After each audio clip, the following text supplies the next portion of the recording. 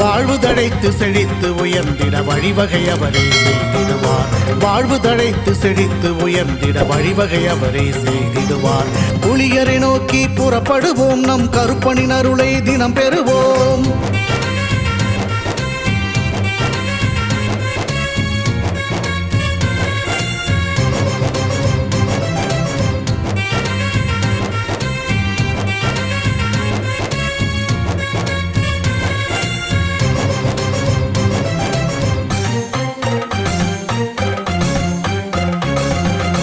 அல்லும் பகலும் அலைந்தேன், விதி அழைத்திடும் பாதையில் பயணம் தினம் செய்தேன். கண்ணீரே சுமந்தேன், பல துன்பங்கள் சுமப்பதை வாழ்க்கை என நினைத்தேன். இன்பம் என்றால் அது என்னவென்று கனவிலும் கூட கண்டதில்லை.